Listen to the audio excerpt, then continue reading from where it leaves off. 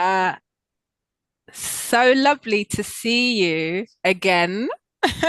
Nice to see you too. It's been a L- little while. Look what I've got. Oh, So let me introduce everyone on the group. So we have Chris. Chris is in London, and we have Rhoda. Rhoda is in Accra, and we're just waiting for a few more people. I'm just going to send them a text, and then I think we will just start. So how's your week been so far? it's been good. I feel like it's been long, but good. Mm, okay. Mhm. What about you? All. Long as well. I'm really happy it's Friday. Mhm. Yeah, it's been a busy week for me as well. Me too. Everyone's Very in the same busy. boat. Yeah. Is it Okay. cold where you are? I'm always cold. It's not actually cold in general. I run cold. I'm the same. I'm next to the radiator and I I hug can my see hot water bottle. it. Oh, okay. You know what? I'm gonna start. If people join, later, they will just have to, you know, catch up. So I apologize because we have told loads of people, but do you know how it is? Sometimes they're running late. So what I'm going to do is just start with some introductions because what we're going to do is put this on a podcast. So I'm just going to sort of do it as if, we've started. Okay. So hello everyone. So good. Ah, Effie's here. Let me just admit her.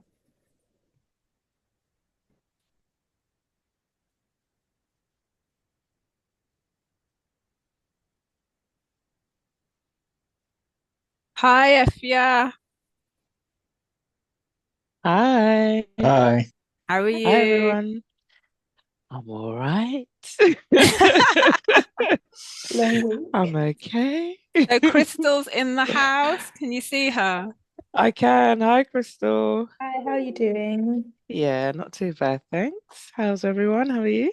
We're cold. Well, apart from Rhoda, I think Rhoda's hot in Accra. Oh, Rhoda, that was me about a Yeah, month ago. Now I'm by a month suffering. ago. I Uh-huh. was sitting there with my bare shoulders, Yeah.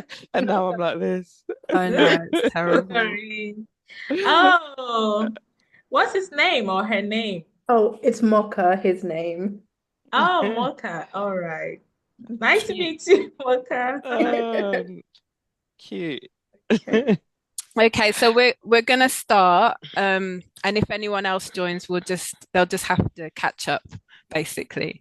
So hello everyone. It's so nice to have you here and welcome to our sixth Academy Magazine book club.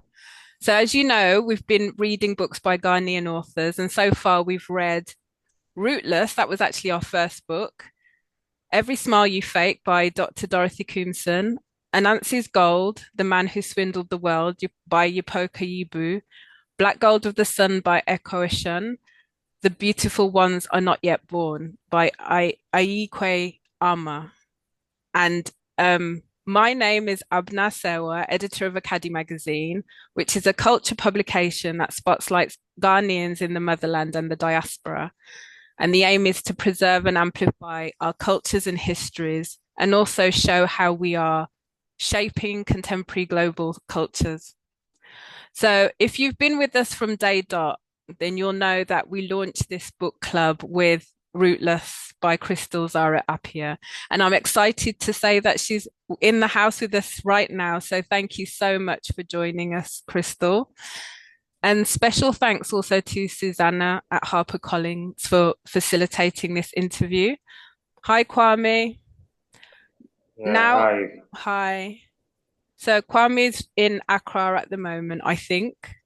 Are you? Yes, Yeah, yes, yeah. yes, I'm in Accra. I'm Brilliant. in the Ghanese district. Brilliant. So, Yes. yeah, welcome. So I'm just doing some introductions. Now, Rootless was published in 2023, and I first came across the book at a Brighton library because I was going to an actual book launch by another Ghanaian British author called Sharon Dodua Otu, and her book was called Ada's Realm. And also in 2023, I believe that's when I went to Africa Rights and I met Krystle, and she was having a discussion about being Ghanaian, being British Ghanaian identity, and also highlighting her book along with another author called Marie-Claire Amoir. So if you want to find out more about those two authors, you can check them out on Academy Magazine because we've interviewed them. So what struck me about Rootless and also about listening to Krystle was just how basically, Krystle, you created this space to talk about motherhood and marriage, and you didn't shy away from those challenges of navigating those topics. I think usually when people think of motherhood and marriage, they will say it's the best thing in the world, and it is for many people. But I think if you're in the category where maybe you're struggling with being a mum or a parent or a wife or a husband, I don't know if there is that safe space to be able to talk about that because you're tackling those expectations that society might have. So what I liked about your book was it tackled that, and hopefully we get to delve into that a bit more when we discuss the book. So before we sort of get you to introduce yourself, I wanted Rhoda to just give a bit of a summary for anyone who hasn't read the book, what Rootless is about. So Rhoda, are you okay to take over here? Sure. So Rootless, at the beginning, introduces us to Sam's family, where he came home to realizing his wife had left. And then it goes on to introduce us to how it all started. So we are introduced to the beginning where Efe, the main character, and her sister are sent to London to live with their Aunt Dora, and life begins for them. As a teenager and all that they go through, she makes friends, she falls in love with Sam. Eventually, although they are quite, their personalities are quite different, they are challenged in the sense that life happened. She gets pregnant. They get together, and in the end, they give birth to Olivia, and all that happens in between. I didn't like so much how what happened then without giving spoilers, but the book is set in both London and Ghana. And what I like about the book also is how it's structured in such a way that we are introduced to the present, how it all started, and the years back, 14 years before, 16 years, 1 month before, an hour after. And I really like that aspect. And it shows everything that happens. It's intriguing. We have how do I call it?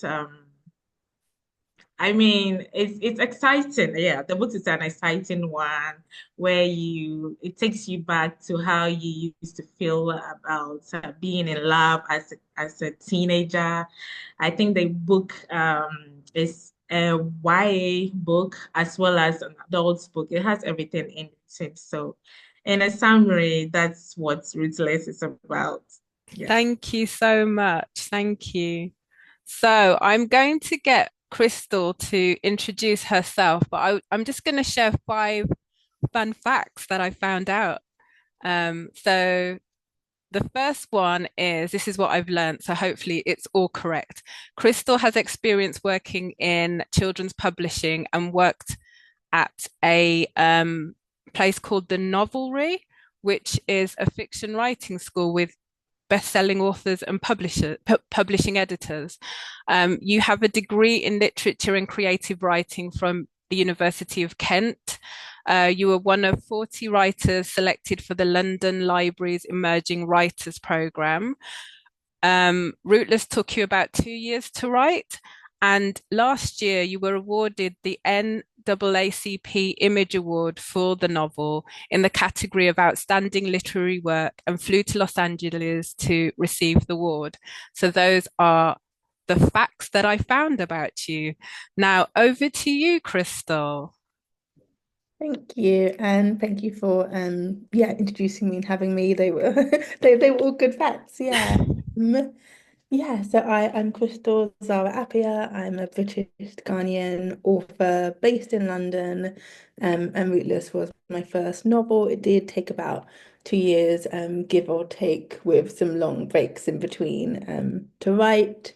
Um, and yeah, I guess just since finishing it, I've just been writing away, and it's been really fun. It's been an amazing process, and the novel just really changed my life. Wow. Now that's something we'll come back to in terms of questions, how it changed your life. That sounds really good. So how we normally structure our book clubs is we talk about what we liked, we talk about the plot, the themes, maybe areas that we felt were a bit challenging. We thought we'd talk about all of those things. So I just want to start off inviting people to talk about what they liked about the book. Who wants to start? Okay, Chris. Okay, so there are quite a few aspects that I like about the book. For example, the way that it's been structured. So it was quite different to what I was used to when I was reading the book. So instead of chapters, you have 15 years before, and then it gets to the point where there's a life-changing event, and then you have like 1 month after, 1 month, 2 weeks after, all that stuff. So there are books which are non-linear, but this one, the way it was structured, it kept us engaged in the novel, and it kept us reading on and on to find out what this event, why this has happened, and what was the life-changing event as well. And we were also blown away by the twists as well. I like a good old twist in the novel. So it was really engaging. And the family aspect as well. I also like the two different scenarios, one in Ghana and one in the UK. So there's two different lifestyles, and it's like a comparison and a contrast as well. And also, it gave us an insight on what people's views about marriage and raising a family are about as well. So it was a very interesting book, and it was really engaging as well, and it was thought-provoking, and it had some sad moments as well, which there are a few books which are sad, but I was really it really provoked a reaction out of me, which very few books don't. I mean, very few books do provoke a reaction out of me.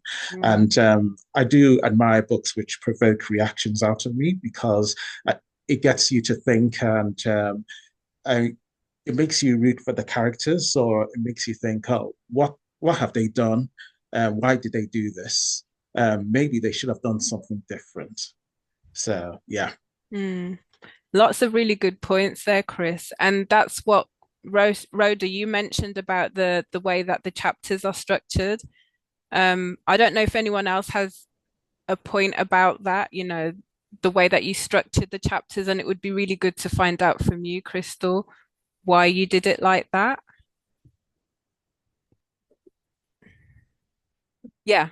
Yeah, sure. I guess for me, what I wanted to do at the start was kind of raise a question about this couple that from the outside looks like they've got everything together and they're happy and they're settled and they have the ideal life, but entering story, immediately that isn't the case. Something has gone drastically wrong. And I guess the book from that point on is really answering that question, the question about like what happened, what went so wrong, what decisions or compromises happened that meant their relationship ended up in this place, and then how they move forward from it. And I guess having an overview of the novel and knowing exactly where it was going the whole time. I always knew, of course, what would be the real things that would fundamentally change their relationship. So it was always in the back of my mind that we are moving towards this moment of answering this really big question. Because you definitely draw us in with the intro because of where you start. Yeah. So I really think that was really powerful. I don't know, Kwame, you've got your mic off, your mic on, sorry. Did you want to say something? Yes, I wanted to say the way the book was structured, for me, I found it a bit confusing, but when I read further, I was able to follow and I realized, oh, so this isn't like other novels I'd read. This is a book you have to read, and also 1 minute you are reading, you are in London, the next minute you are reading, and then it's structured in Accra. Then you have to, I think the first time that thing came was the 17 years before. I was very confused to see that thing because it rarely happens in novels, but maybe movies is a bit common. So I would say it was a nice experience to see something I haven't seen in any other novel that I've read.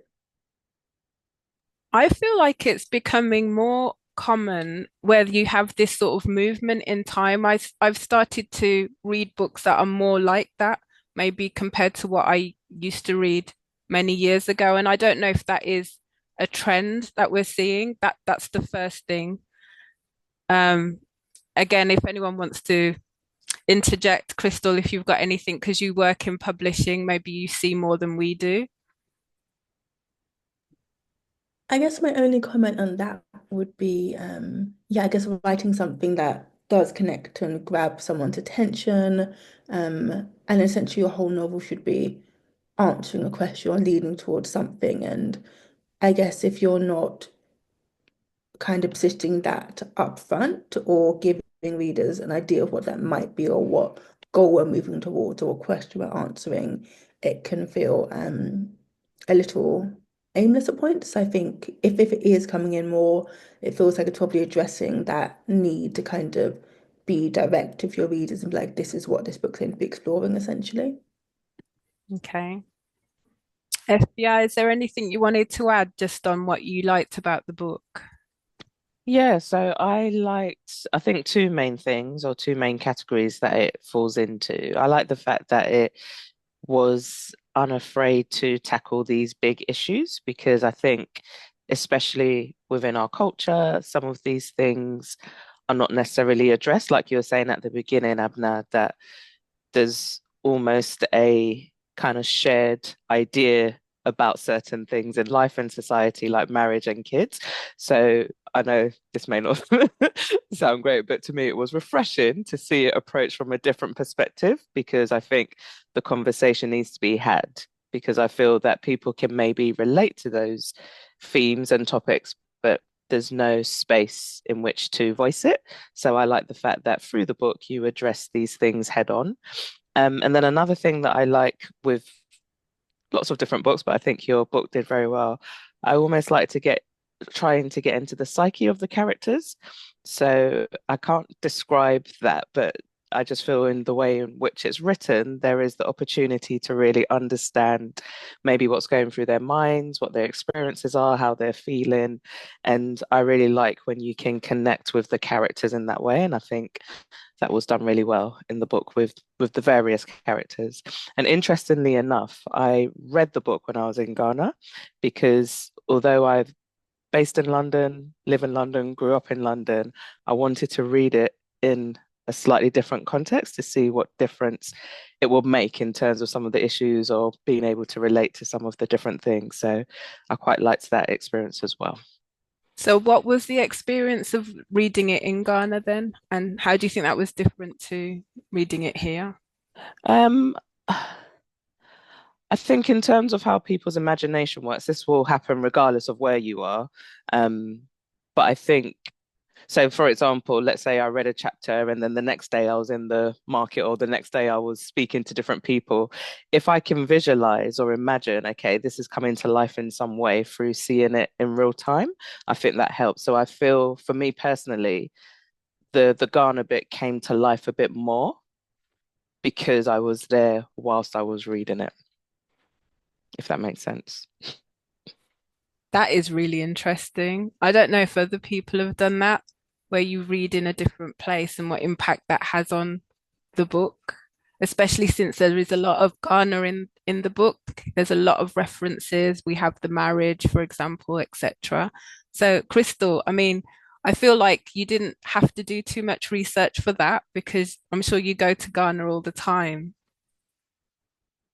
Now I do, yeah. But when I was writing Rootless, I'd actually been to Ghana, I think it was back in 2017, and it was the first time I'd been since I was maybe like 4 and didn't really have any memories. And it was such a short trip, but it made such a big impression that I go a lot more frequently now and really wanted to kind of celebrate it in the novel. And and yeah, and really make sure it felt like it was coming alive. And it was just such a cool part of particularly Efe, how she was shaped as a character. Yeah, I mean, I feel like that comes through. I just wanted to say hi to Delali, who's coming all the way from Vienna. Hello. Hi, hi. I'm sorry I'm late, but yeah, I got a bit messed up again with the time with Oh, no worries. Is your camera working or it's not? Ah, yes, there she is. Hello.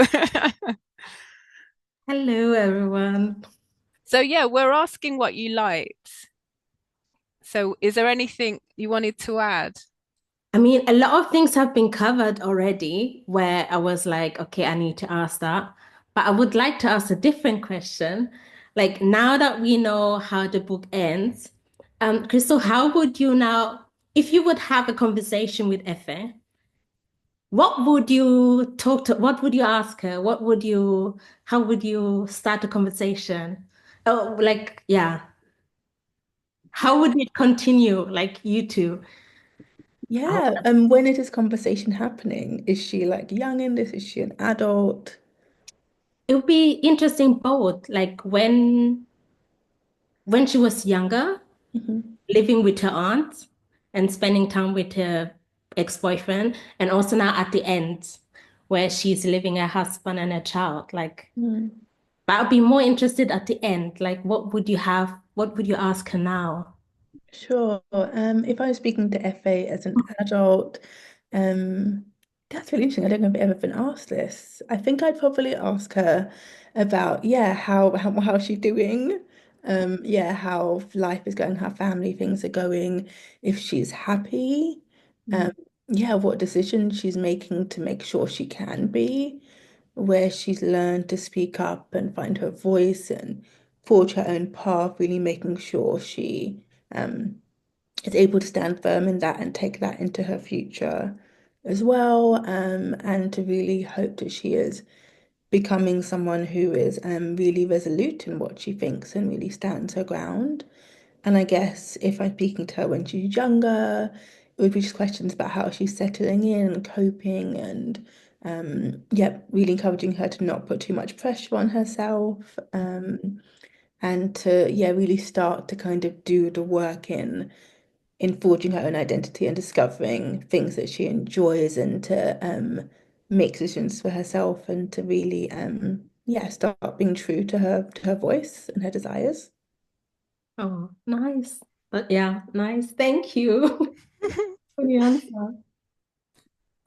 So I mean, I'd agree with everything everyone said in terms of the things that I liked. I think some of the parts that really resonated with me was we've kind of touched on it, lack of autonomy. So that idea of wanting to do certain things like particular paths in terms of your schoolwork, like what you wanted to read at university, or even the marriage situation and having a child and maybe not feeling like you've got the voice or the strength to say no, because a lot of times I feel like in our culture, there isn't that space for you to have a different opinion to what your parent has. And I don't know how it's read by people who aren't of the culture or who maybe don't have that kind of experience, but I felt like you spoke to me or to the community, like everything was very familiar. So that was really nice.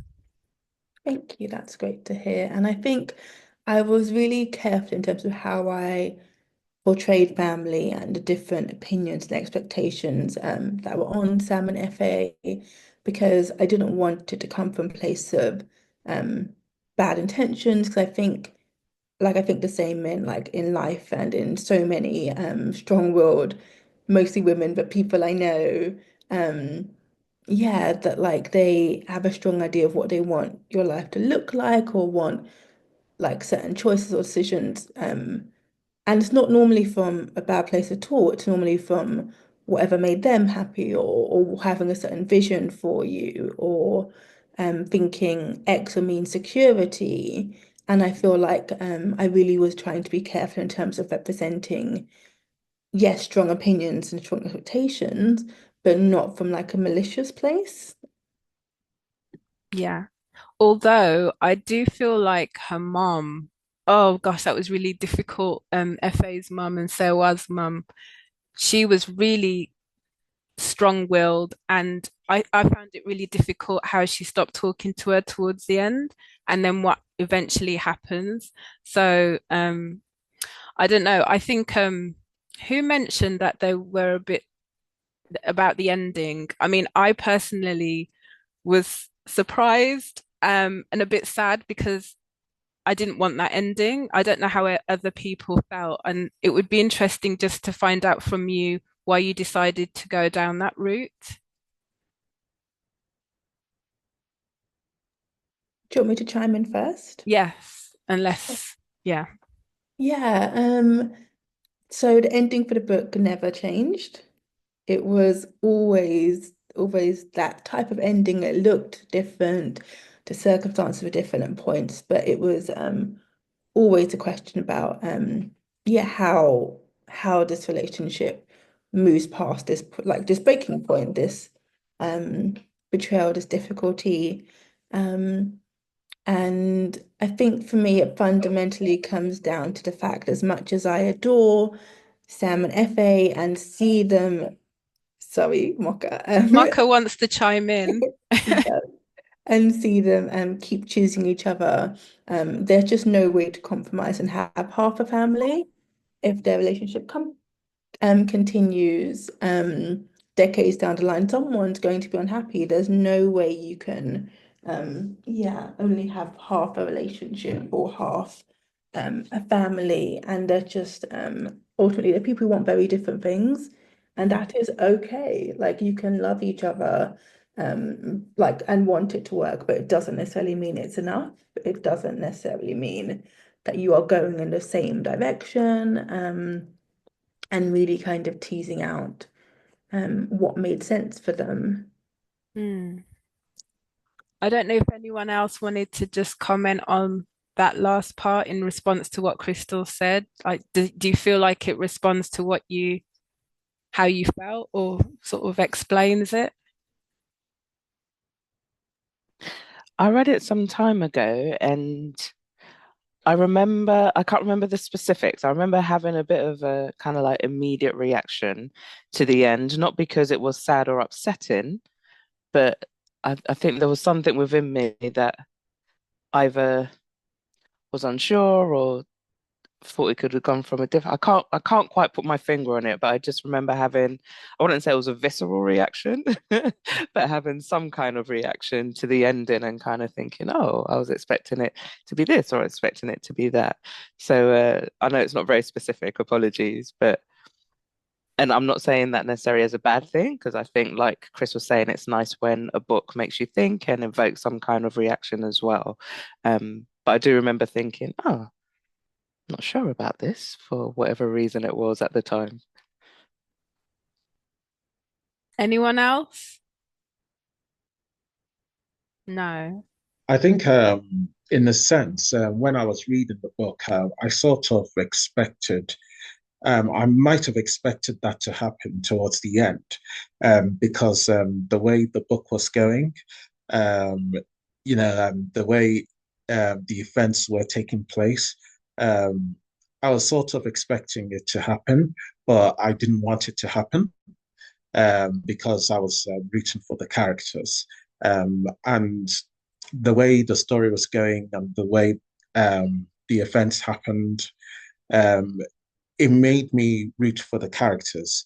And I was thinking, well, um, I didn't want the ending, but I sort of expected it because um, I know how some stories go.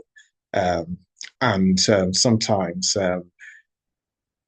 it works well when it happens like that because it makes the book worth reading.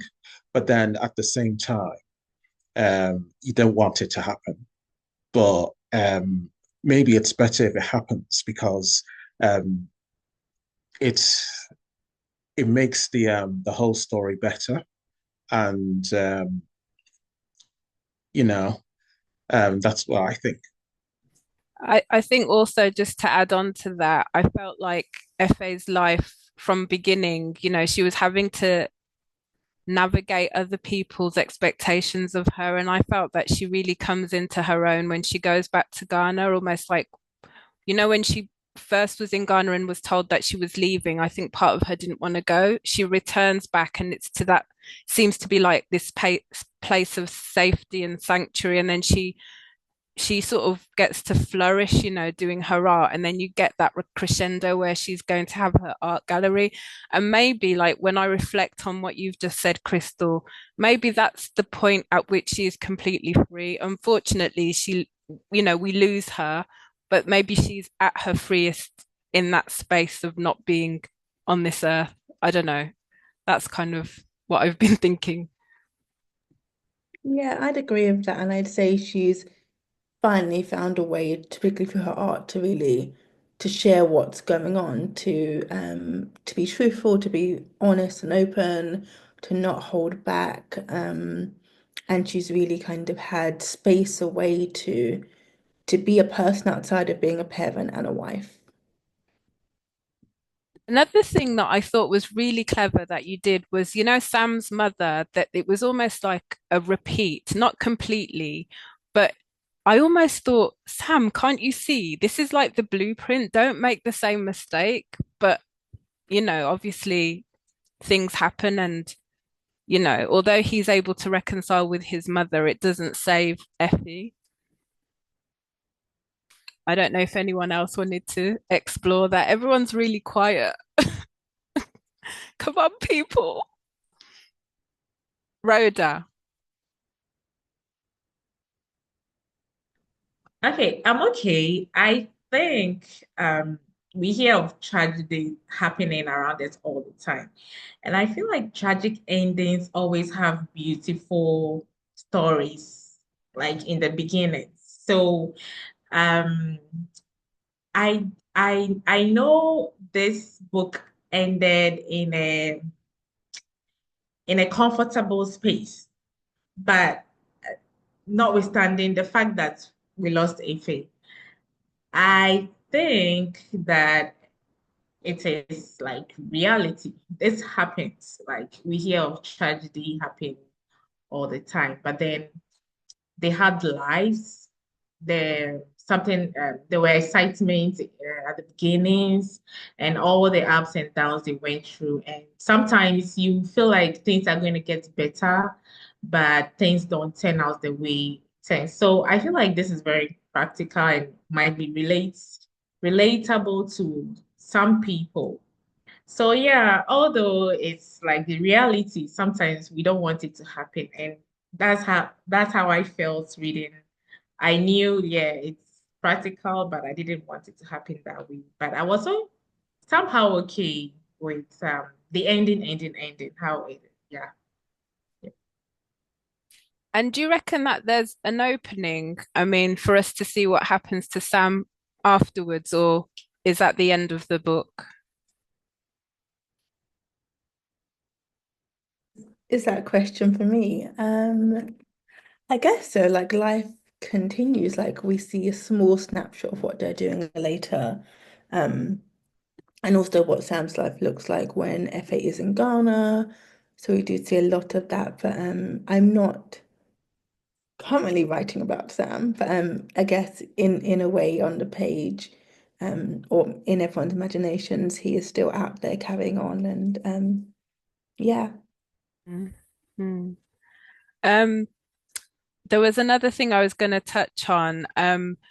When I think of Rootless, I also think of a couple of other books by British Ghanaians where they look at the ordinary. So I think I'm thinking of Small Joys by Elvin James Mensah, and then Mami. So although they're by Jessica George. So although they're looking at, I guess, life events, and there's a lot of the everyday that comes into their book, and I feel like that's the same with you. They do focus a lot on mental health as well. And I've always thought, I just think about my certain people in my family that will say, you don't talk about those things, you don't talk about how you're feeling. If you're depressed, you pray, or you don't kind of broadcast it. And I felt like with your book and those other two books, particularly since you're all British Ghanaians, it's interesting how you've kind of used that as a sort of basis for these novels that you've written. So I think that's great, because I guess you're this new generation of writers, and maybe you don't feel as I don't know, controlled by those stereotypes or those beliefs that you shouldn't be talking about that. So I'd be interested to know what you think about, or if you see yourself in that sort of category, and what you think about that kind of storytelling. And can I just add to that? Sorry, Krystle, what's the response or reactions, especially people maybe in the older generation or people who are a bit younger but still hold that belief that you don't talk about those things, you don't share those things, what their response was, or just the feedback almost that you've got in relation to those issues? Yeah, cool. Yeah, well, it's a great group to be in. I think it's brilliant that more young or even just in general Ghanaian writers are talking about mental health, because I think we're fortunate in the fact that we have the language for this, like it's commonplace, let's say, particularly those of us who are maybe first or second or like early generation immigrants or people living in the diaspora. Um, you have to, I try to definitely bear in mind my parents' generation.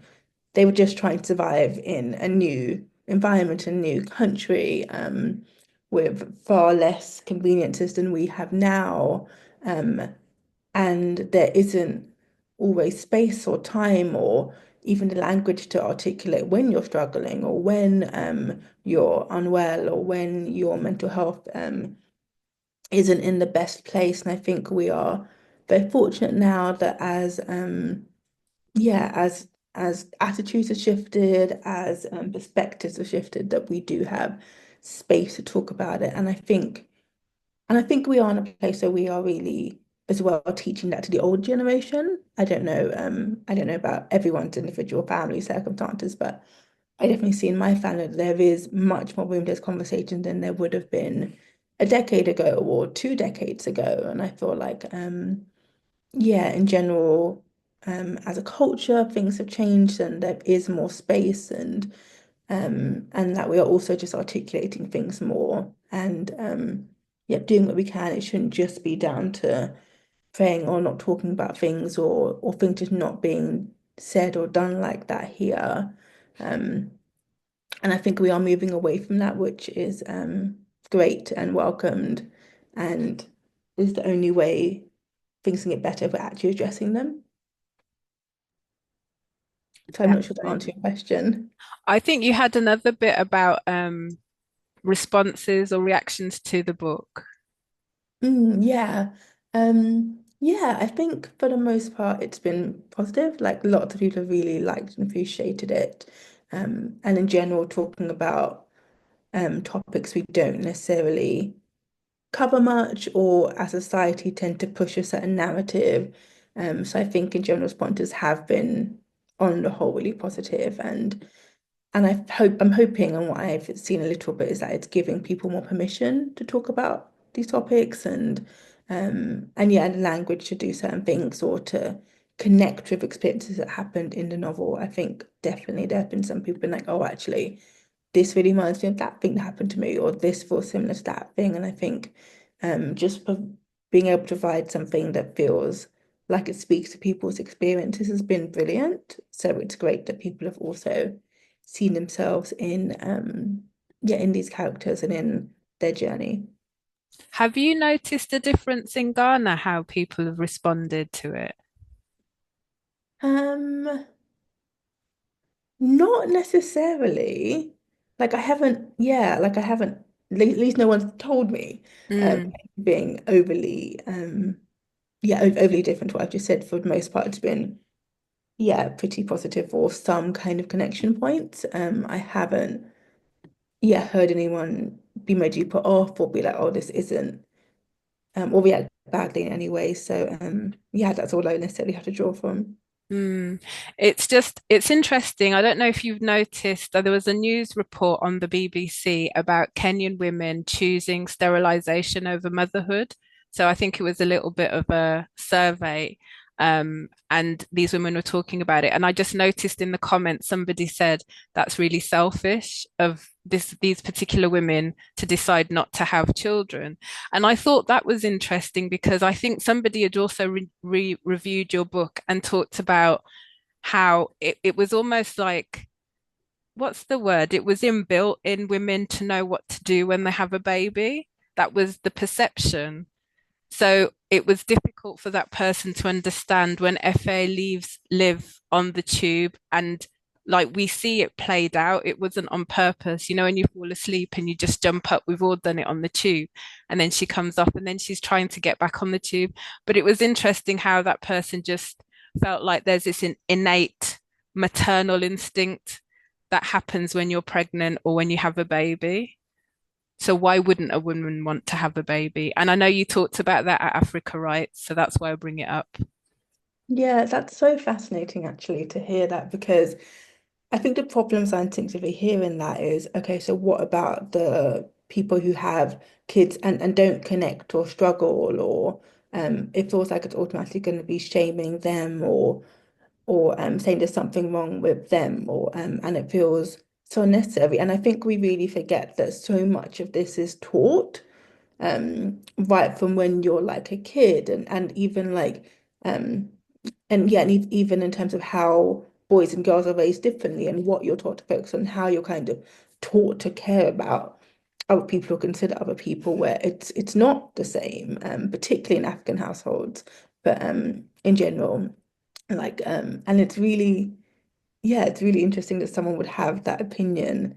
And it feels like I can only assume it sounds like it's coming from a place someone who doesn't have kids and doesn't pay attention to the fact that it is incredibly challenging, and that some people might decide it's not for them. And even the act of deciding you want kids is selfish. Like, you are deciding to bring someone else into the world who hasn't asked to be here because you want them, or whatever your reasons are. Either way, you're making a decision, and I'm of the opinion it should be a conscious decision instead Mm. of just the assumption that everyone should do this, because it takes a lot to look at your life or who you are or what you want your life to look like and decide that actually it's not right for you, and to really push against what society is saying is normal and you should want or you should live a certain way. It takes a lot to do that. And I think plenty of people know of parents or mothers in particular who clearly aren't happy in that role, or are resentful, or clearly wanted something else, and now we're in a place where people are able to choose, like they should be able to. So Yeah. a lot of different points, but yeah. Yeah, but I think for me, that's what I really appreciated about your book, because that created that space. I was having a chat with a cousin of mine who actually said she didn't ever think that she'd have a child. And even when she's had two now, she goes, she's not maternal. And I just didn't expect her to say that, knowing that she had had a child too, you know, because it's not innate necessarily. I think that's what we're taught. So when you're not like that, you think there's something wrong. And I thought you handled that really well in the book. Thank you. Yeah, and I think that's it. People should be able to articulate that and say that without any shame or any judgment. And I think, at least I hope, we're creating a space where that is hasten where these private conversations or public conversations can happen where people can ask for help or ask for support or articulate that actually this isn't something they want or just figure it out basically and not be judged for wanting something that necessarily isn't the standard or the norm or what you're taught to want. So this is what I would like to add. This is also something I've been thinking about very much because when I look at the mothers around me, having children consists of very unpleasant things like taking care of loud babies, changing diapers. Yet women keep continue having this. And I ask myself, is it that people don't know what they want or or or people just do it because society says so? I've also been thinking about this thing too much and looking at how I envision my life. Having a child will even spoil the entire plan I have for my life. But it's like not having a child seems to be the worst, especially in our culture where at your funeral, where you'll be asked, oh, si Kwame Nkrumah as one, which is so Kwame lived life without even leaving any seed for the family, which the family sees you as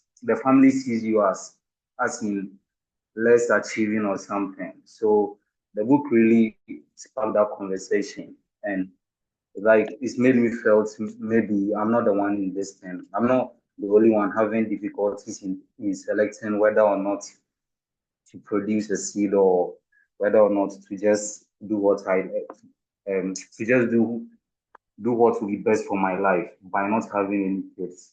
So I just think the book just makes me feel I'm not the only one thinking about such things. Other people also go through it.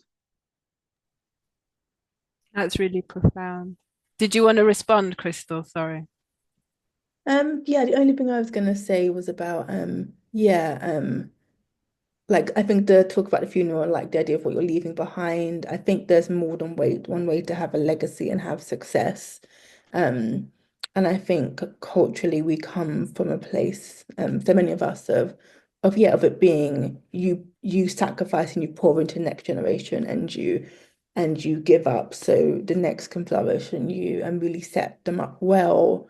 And I think people who desire to do that's really admirable, but that's one puts a lot of pressure on that next generation to live up to all your unlived hopes and dreams. But then also like they are their own people, like they might not want what you want and their success isn't actually your success. And I think I think hopefully we're in a place of being able to see success and legacy and what you're leaving behind and what you're producing and what your life is worth in like by like different metrics. I'd agree. I noticed that I think it's on social media, I saw this thing about Team Efe, Team Sam. So I just wanted to ask people who they were sort of rooting for. So I'll just go across. Efe, did you have one or the other that you were sort of rooting for more? I don't think so, not particularly. Interestingly, so Sam, I did law at university and didn't practice, so that has caused tension and all sorts of issues. So, from a personal point of view, I wouldn't say Sam was triggering, but there were things that I could relate to. However, I'd made different choices, and making those different choices wasn't necessarily easy, but they came with their own kind of like problems or consequences. But there was something within me that almost kind of lent more towards Efe because Sam represented, I guess, the life that parents had for me in terms of expectations. So if I had to choose, I'm probably leaning more towards Efe in terms of following eventually what she wanted and going after it, regardless of the fact that that may not have gone down well with some of her family members. But I don't remember when I was reading it having a specific side that I was leaning towards. Okay, cool. Kwame? I'm in the same position as I'm in the same position as Efua, because I also linked with him. Efe. I connected with Efe even in the earlier pages of the book because Efe wanted to study art history, but but the parents suggested she study economics. And I'm also somebody who is currently going through that thing with a passion for history, but but parents had but patients preferred I study nursing in order to get what they call STEM jobs. The STEM jobs are easier to get. So from that, I connected to her, and through the story, because I knew how it feels to have a passion for something when you are being denied that because mommy says so. We also want to please mama because he knows mommy knows best, you see. So I lean towards Tinefe. Okay, cool. Chris? It's difficult to say who to root for. I mean, I was rooting for Sam towards the beginning. And then I wanted Sam and Efe to get back together because I felt that those two had a history together and they wanted, I thought they suited each other. They're well suited with each other. And now that they had a daughter as well, I wanted the family to be together. So I think I was rooting for the whole family rather than either Sam or Efe. Okay, that's a good one. Rhoda? Okay, somewhat I would agree with Chris, but I related more with Efe in the in trying to follow her dreams and neurologically because I've been there. So I was just hoping like things would get better with her. I could really, really relate with her. So I think I'm Team FA, but I also like the fact that I wanted them to be able to work as a family because yes, like they had started, they had been through a lot. So I think I was unconsciously trying to hoping that things would work out for them, but it happened the way it did. So Delali? Yeah, Team Efe, because I could relate to her and yeah, I studied fashion and my family wasn't happy about that. And so I was always hoping in the book that she comes to a point where she just goes for it, like how I did that. But then again, I found it very interesting because she was kind in the process she went, and I was a little bit brutal because I did my own thing. I just left and did my own thing. So I could relate to her what kind of like um how what the mental war she's going through, how she needs to be respectful and kind and for the family and yeah, so I was definitely rooting for her. But I was also hoping that she gets that family base where she feels happy and safe. But yeah, but she found it in a different way. But yeah, MFA, definitely. And then for me, I think I was flitting between the two. So there were lots of things about Sam that I really liked, especially in the beginning of their relationship. But he just was frustrating me, at the point where Liv was born and all the struggles that Efe was having. So I think I'd say 75% Efe, and then 25% was Sam, but initially it was more Sam. So yeah, I feel like what the time has just sort of flown by, and I think we wanted to explore maybe your writing style and also what you're going to be doing next. but we also have a question from Kwame, and I don't know if anyone else has some. So let's see how much we can say in 5 minutes.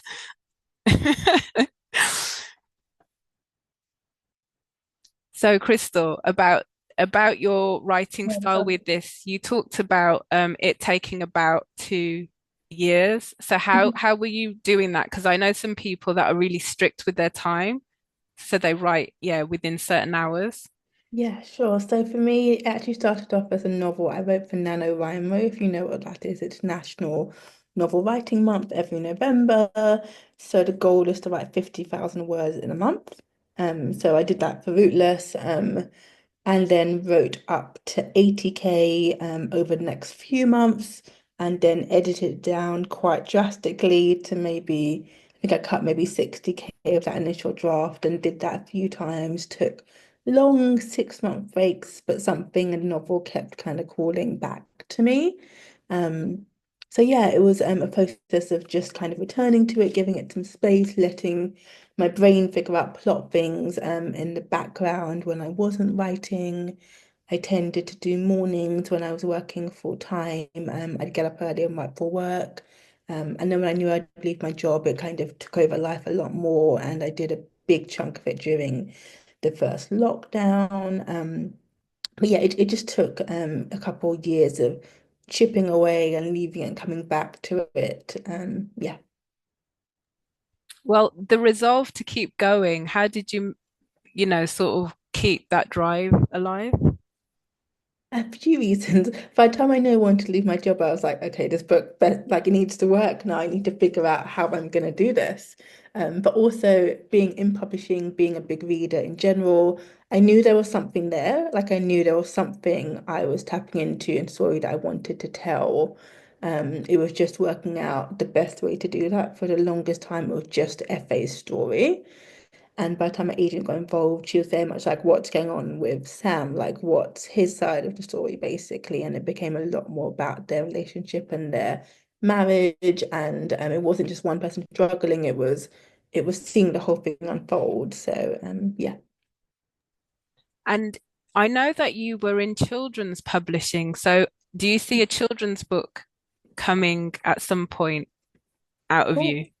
not anytime soon. I always have so many ideas that I jot down and come back to years later, but I'm working on something else at the moment that's still adult. I still do children's books in a day job, which I really enjoy at the novelry, but writing tends to be focused on adult. And what can you tell us about this new book? It depends on if my editor hates it when she receives it or not. But currently it's just about two sisters between New York and Ghana, and basically all the family secrets between them. Oh, that sounds juicy. So, I mean, do you have like a timeline for when it will be published, or are you Um, at the early stages? Deadline, it's still quite early. Deadline hasn't moved because I wasn't happy with what I'd written. So I'm not currently sure when it's in the schedule for, but at some point it will be done, and yeah, and we'll get to grips with what's going on with this family and the community and all the secrets going on. Awesome. If there's anyone who wants to just ask anything, I know we've got like a minute.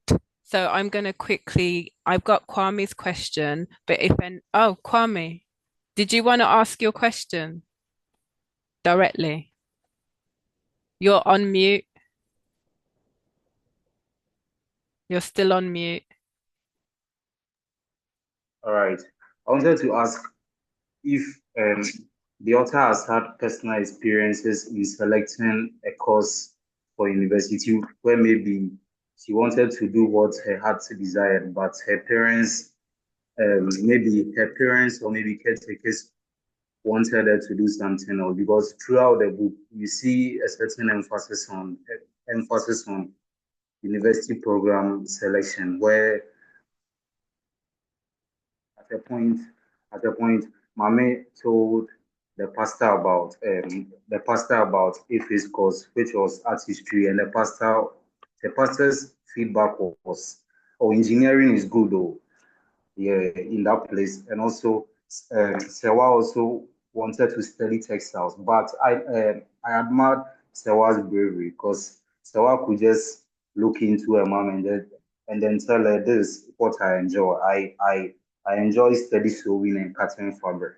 Sewa really had a ball to say, unlike Efe. So I wanted to ask the author, is it a personal experience because much emphasis was placed on it in the book? Oh, sorry. Yes, that did come from a personal place. When I was at before I went to university, I basically decided I wanted to study literature and creative writing, and my family were so confused and were like, "Are you going to become a teacher?" And I was like, "No, I'm gonna write books. I'm gonna work in publishing and write books." So yeah, I think that definitely came from a personal place of it feeling like it was a family decision.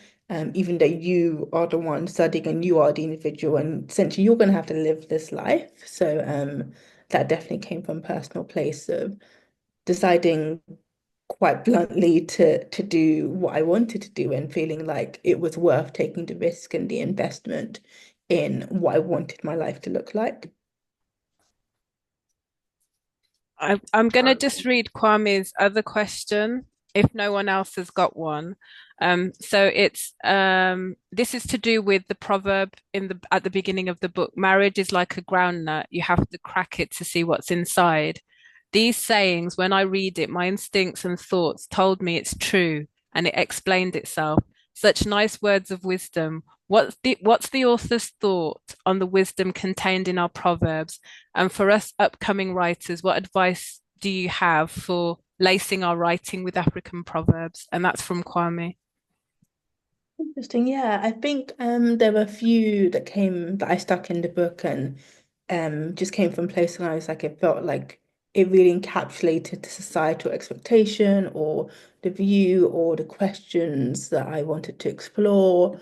That one in particular made a lot of sense because it's a novel about this relationship, about this marriage, and really, if you're not on the inside of it, you're not one of the two people in this relationship, you don't know the full picture. So yeah, I think for writers, if you if you want to include them and there's a lot of wisdom in there, really make sure it's actually serving to what you want to tell. Don't just throw them in randomly, but really make sure it's speaking to what you are doing and what your story is going to be exploring and is adding to it as opposed to taking away. Great advice. Jennifer is in Toronto, I think, in Canada. She's just joined.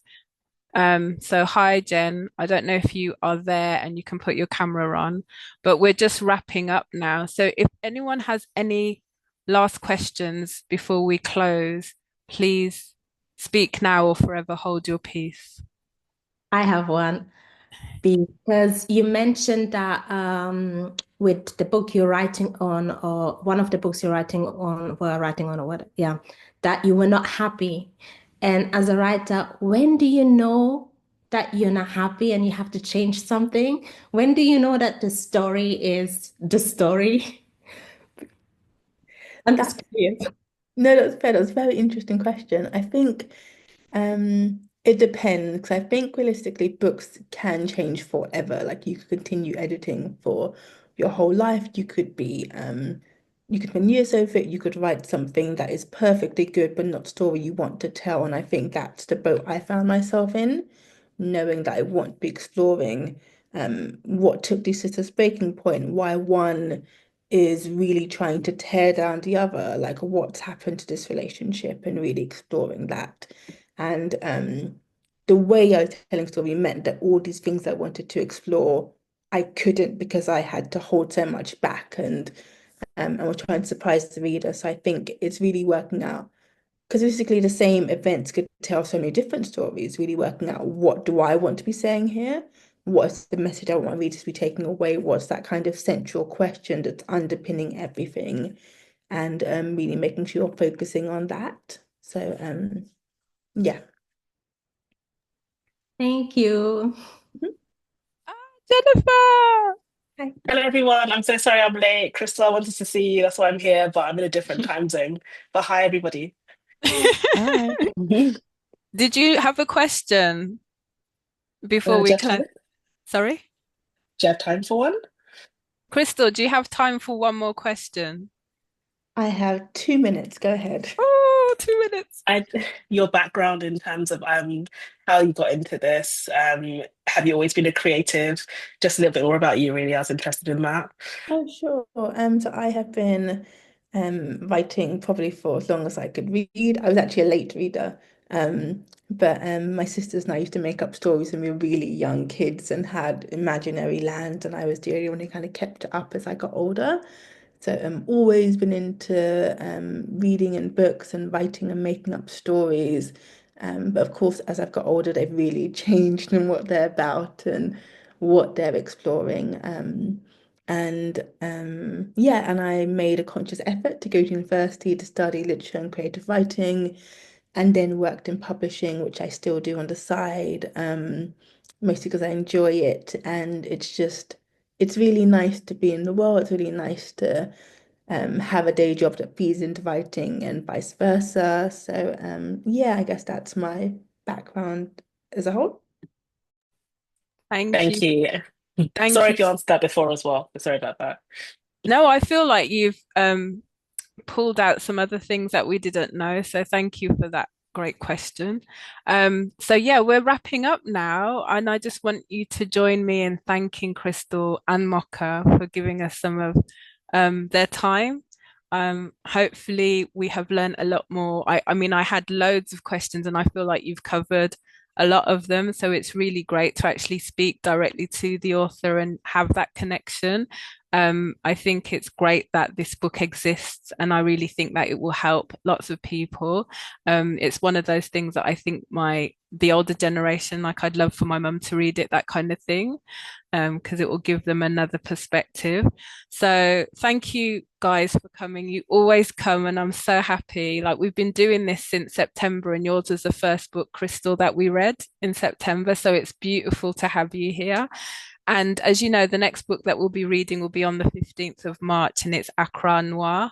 So that's a number of short stories. You may have read it, Krystle, I'm not sure. Yeah, so that's next. And yeah, that's it. So thank you everyone for joining, asking But questions, I wanted to ask you, contributing. Sorry? um, is there a bookshop in Accra where I can get a physical copy of Rootless? Yes. Oh my gosh, I definitely saw one when well, this was like a year ago. Is that Vidya? Yes, you're right. Yeah, I was about to tell, I don't remember. Yeah. So you know it. Is that in Osu? I There were can't remember. two, but yeah. Yeah. So you should be Okay. able to get it. If not, I think Lotad had it when I went as well. Okay, Okay. nice. Thank you guys so much for having me. It's been fun. Thank Thank you you. Well, too. thank you too for joining. Okay. So Thank you. take care, everyone. I'm going to end it now. Nice to Bye. see you all. Bye. Thanks. Bye. Ciao. Bye. Bye.